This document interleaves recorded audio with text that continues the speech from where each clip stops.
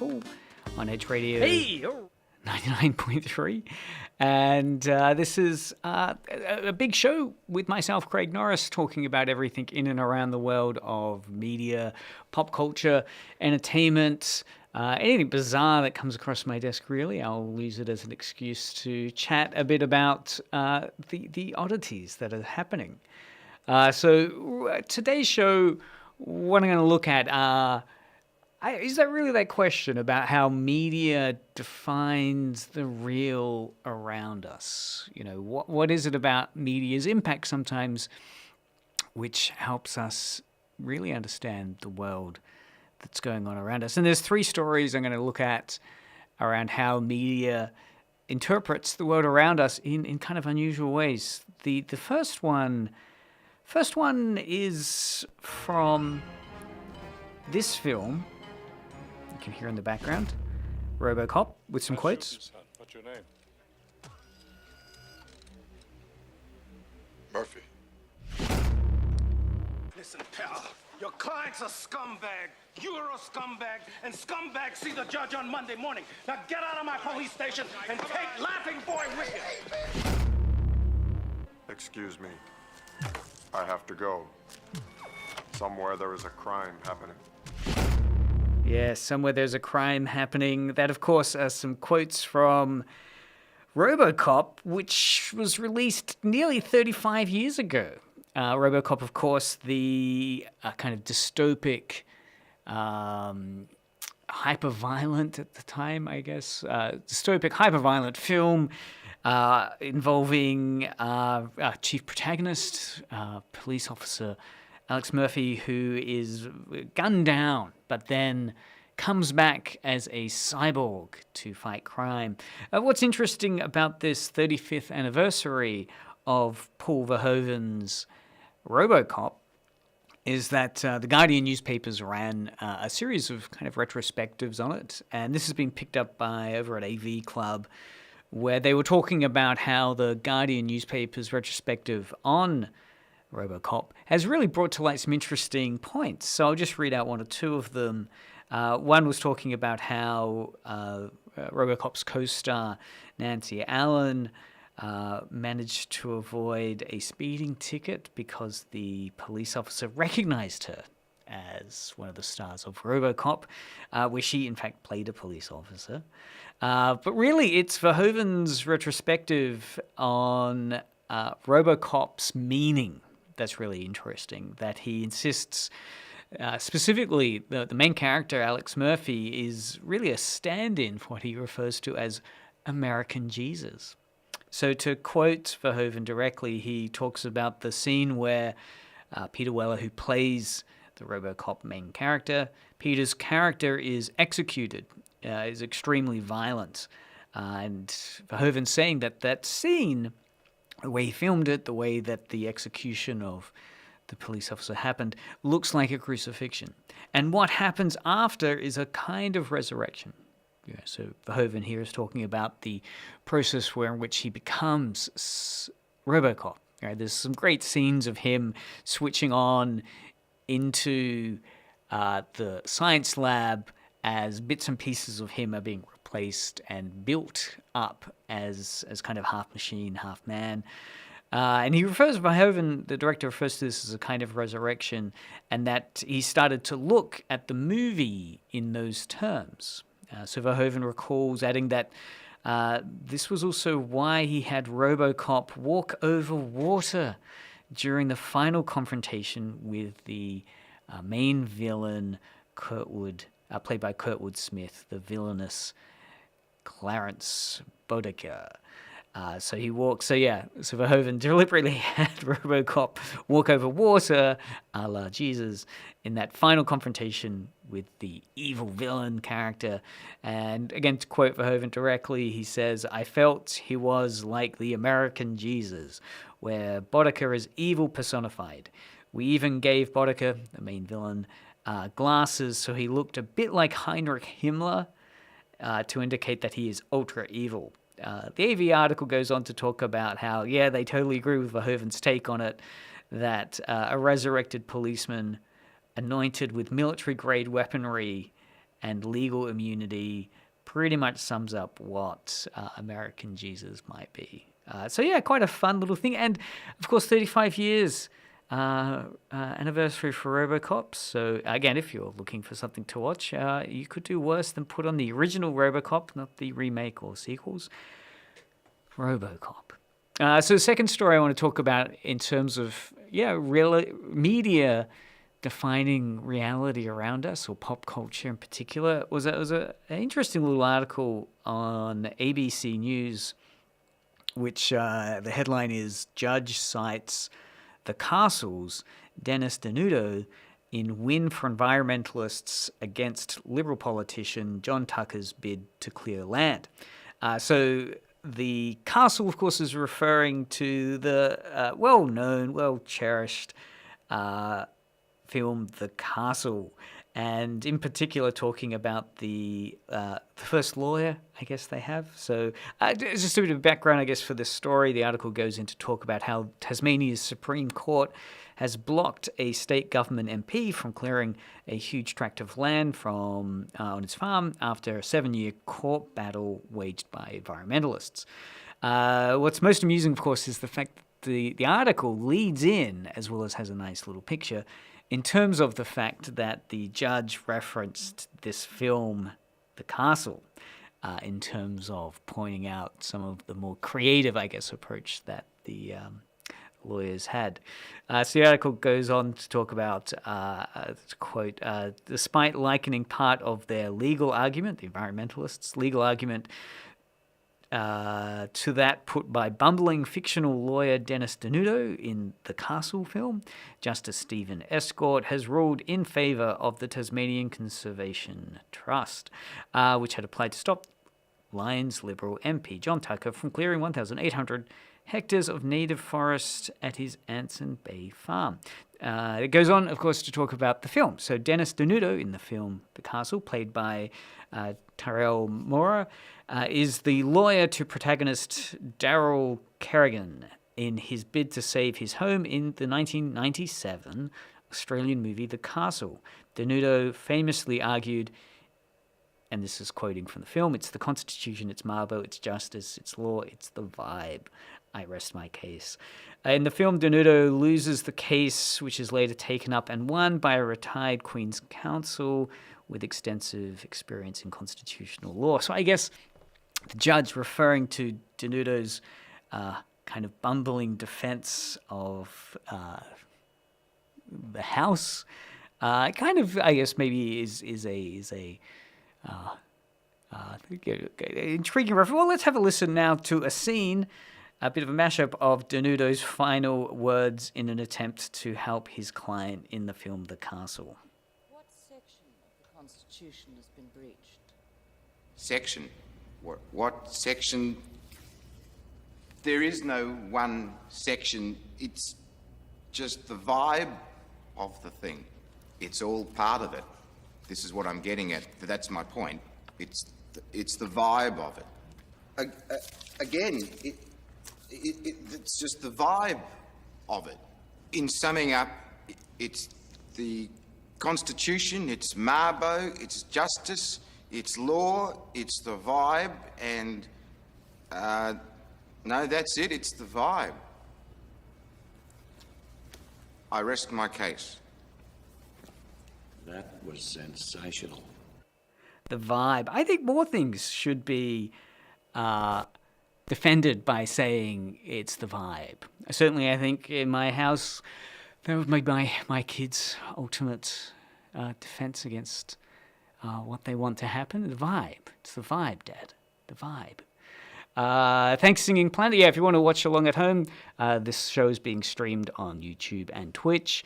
Thanks for the comments, Singing Planet. Ooh, RoboCop, a classic. Yeah, it is a classic. I have vague memories of the sequels, but I think if I was going to recommend someone to jump back into RoboCop, it would have to be, the 35-year-ago original RoboCop.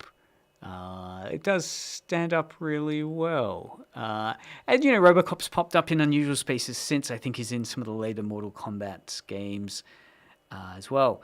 So the final little piece I want to talk about in terms of media, its impact on reality, and how we talk about real things going on around us through media references and pop culture references, was an interesting little article from Cracked.com talking about the Shining film and the Kubrick's Shining film, and of course the Stephen King novel it was based on.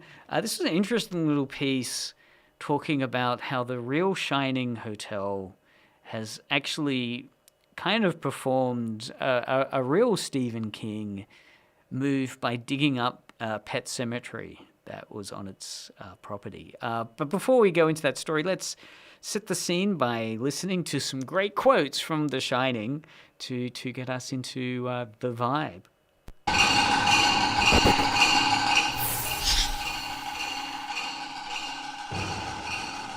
Here's to 5 miserable months on the wagon and all the irreparable harm that it's caused me.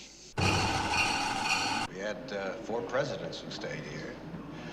Lots of movie stars. Royalty? All the best people. I said, I'm not gonna hurt you. I'm just gonna bash your brains in. Yes, memorable scenes there from The Shining. Jack Nicholson, of course. And it's a good vibe.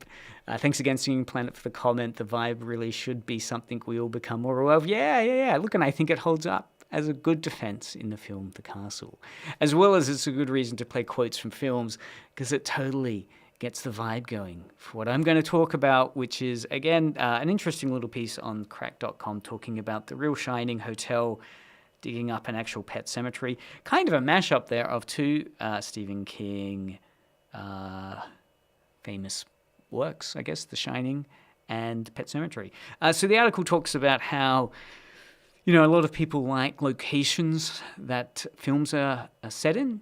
The 1980 movie The Shining, of course, has the memorable location of a ski lodge. And it features footage from a couple of different ski lodges, as well as sets that were specifically built for that. The Shining film used footage of the Timberline Lodge in Oregon, but again, most of the film was shot in the studio. And the Timberline Lodge itself doesn't promote itself or define itself as being the Shining Hotel, because again, most of the interior was shot in studio.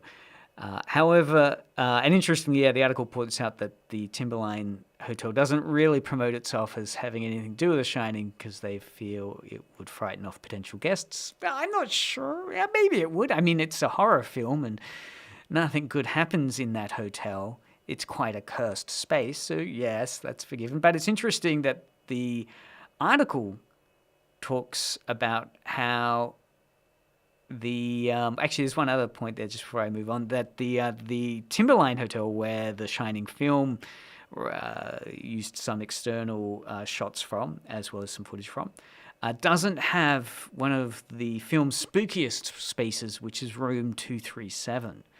Room 237 doesn't appear in that film. It doesn't appear in the real Timberline Hotel. So they're aware of it. Media is influencing Timberline Lodge's room numbering, at least.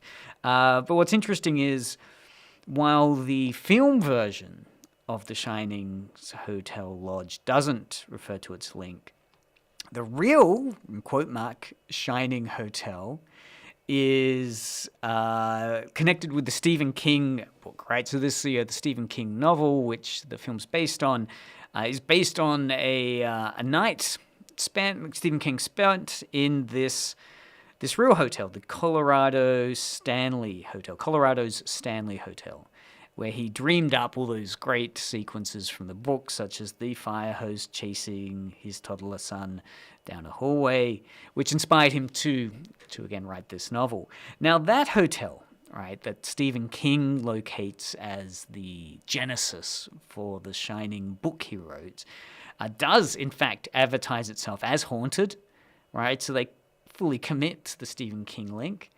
Yeah, and totally. Singing Planet points out that horror tourism is definitely a thing. I mean, there's ghost tours here in Hobart. So it is interesting though when a location decides to avert itself from that horror link. Well, it's interesting though, yeah. So the Stanley Hotel, which does promote itself as haunted, so it'll attract guests that are interested in that thing. Has made an interesting move. This is back in 2013, where they needed more space for weddings and corporate retreat activities they were doing. So they announced their plans at that point to dig up a nearby area, right? They have a nearby area, and perfect for the expansion they were doing. This nearby area just happened to be a pet cemetery, though. Surely they would have read Stephen King's Pet Sematary. Did they just double down? Did they not only read Pet Sematary and know, of course, about the links with the Shining book to their hotel and then think, well, how can we expand like any good franchise? So Pet Sematary, so what they did was they indeed unearthed the dead animals' remains and reburied them in a new spot across from the pond.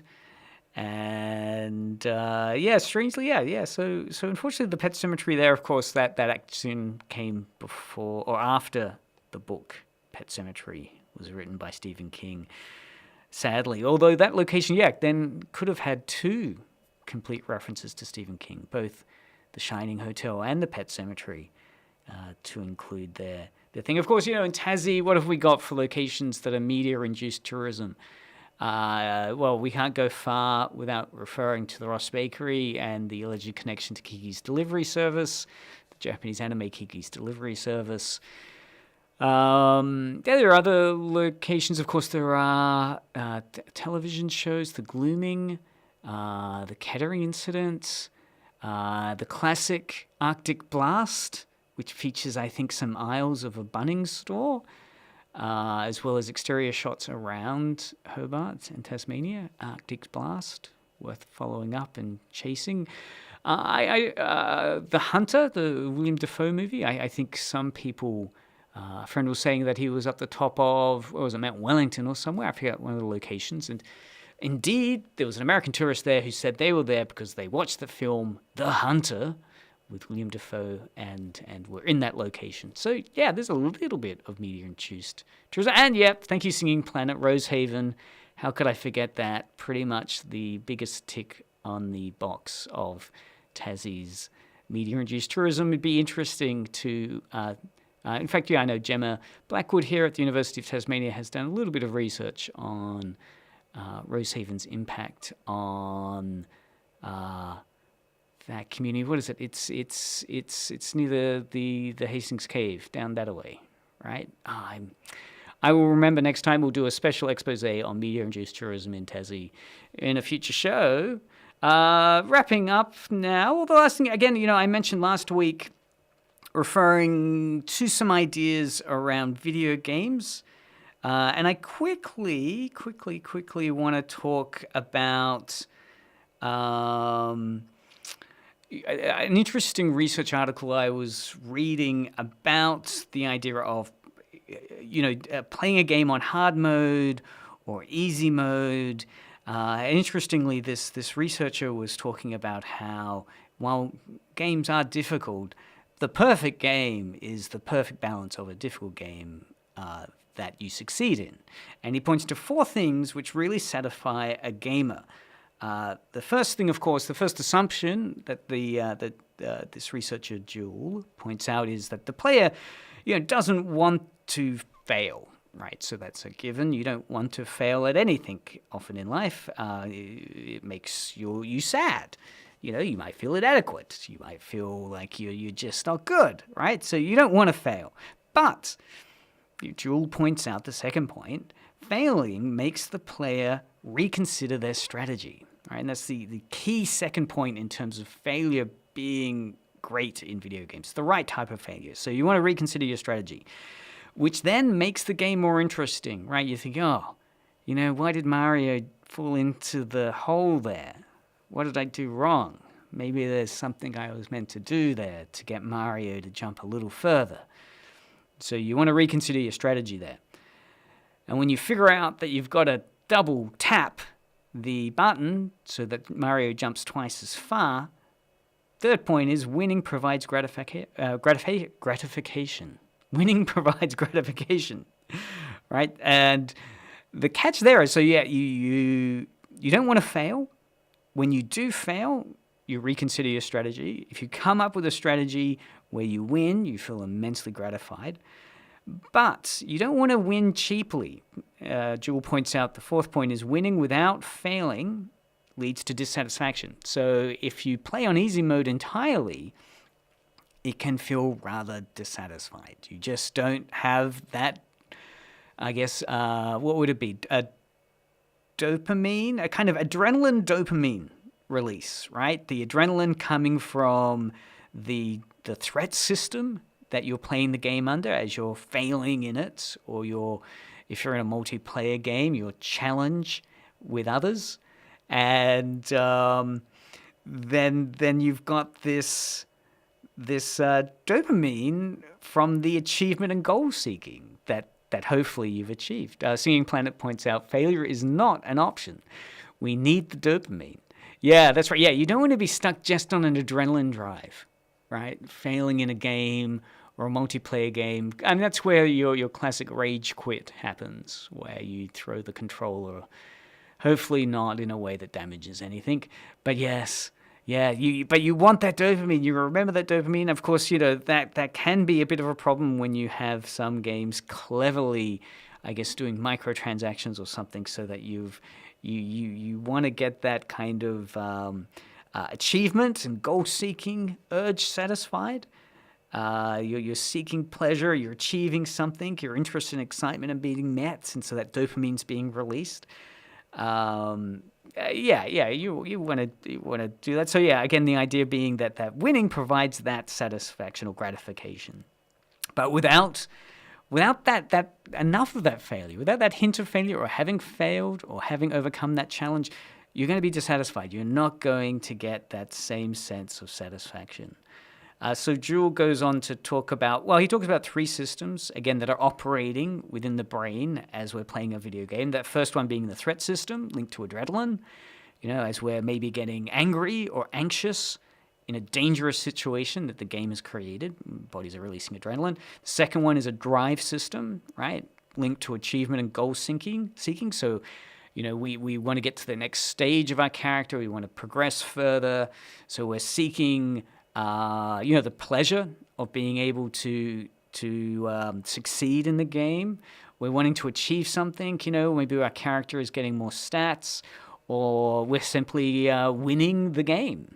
We're getting new equipment or something, and that's a dopamine release. And then we have an interesting third system, which I don't think gets talked about too much in video gaming because maybe it doesn't feature too strongly, which is the tend and befriend system.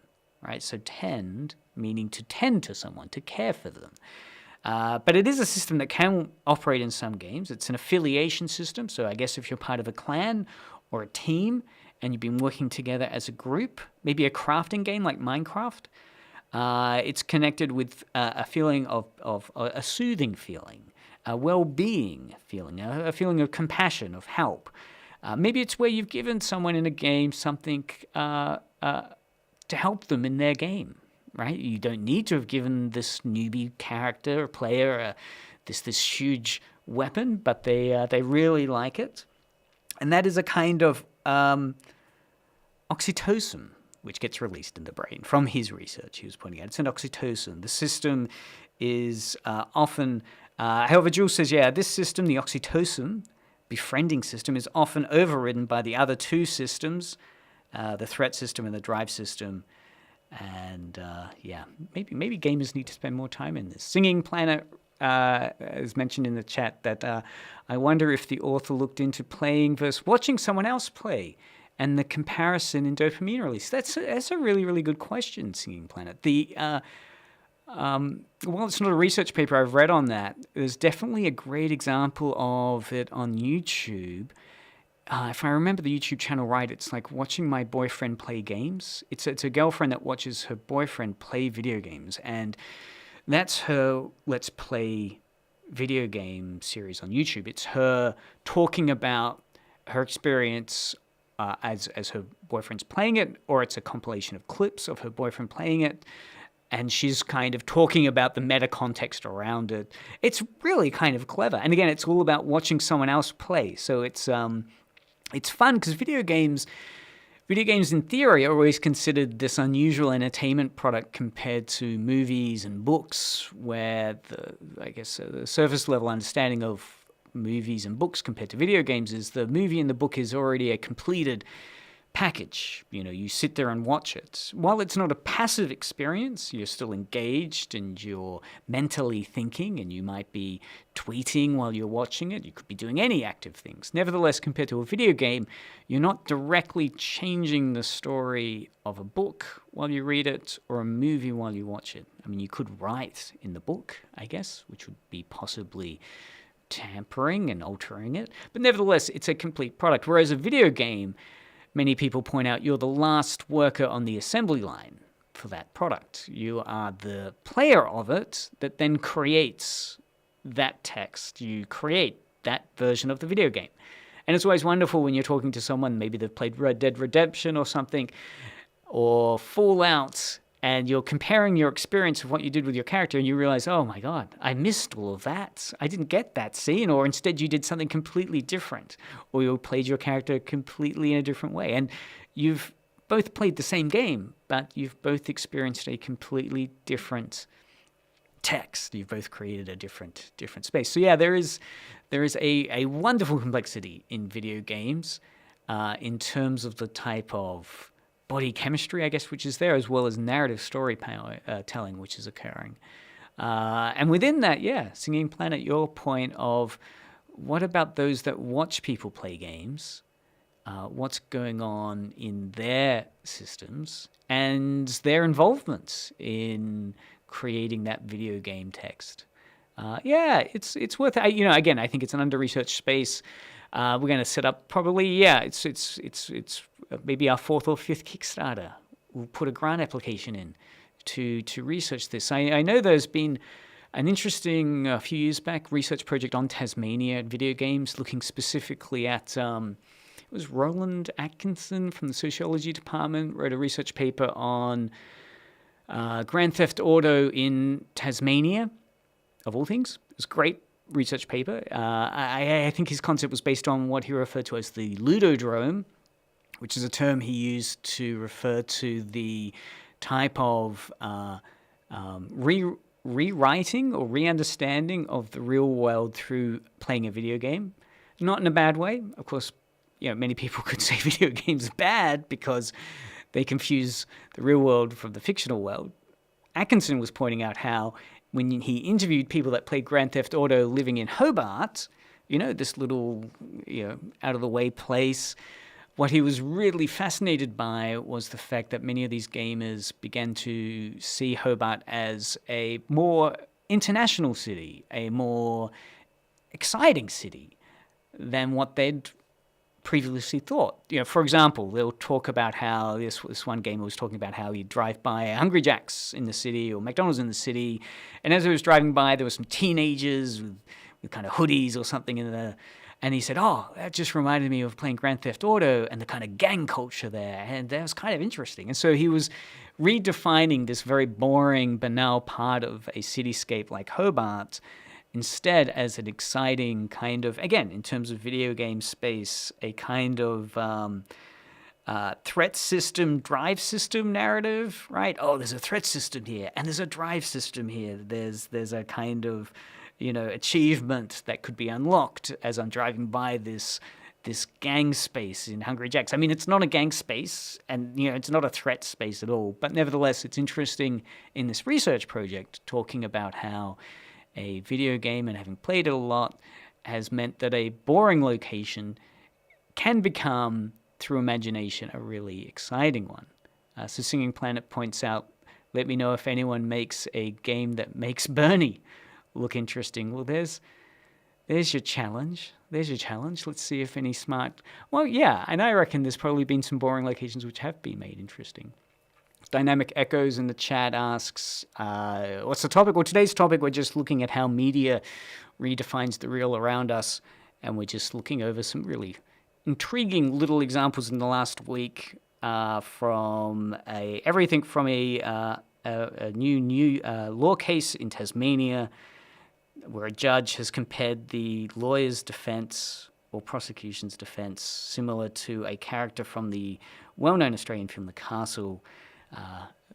We chatted a bit about the RoboCop 35th anniversary and is RoboCop American Jesus, and finally The Shining Hotel, in a weird way of art, well, life referencing art, dug up their pet cemetery to build an extension to their hotel, which was based on The Shining. It's a great idea. I love that idea of just doubling down on your shiningness by digging up the pet cemetery, because you've read the Stephen King manual. You know how to expand your horror world.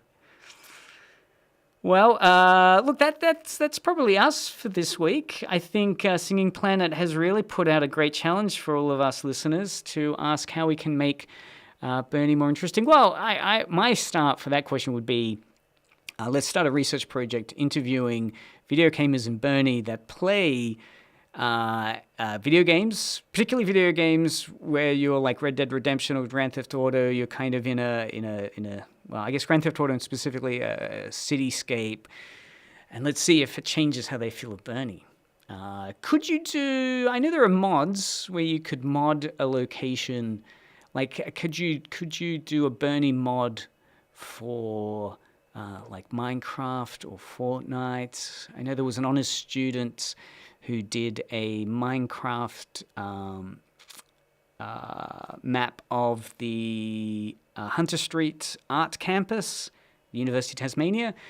I encouraged him, I don't know if he did it, but I encouraged him to put it up as a live server so people could come in to that location and live in it, do with it as they please, which probably would be destructive and end in tears. But yeah, let's keep that going. We'll see if we can get a little secret lab research project going to mediate to a real world media Bernie somehow. Yeah, you never know. I like the challenge. Thank you, Singing Planet, for that challenge.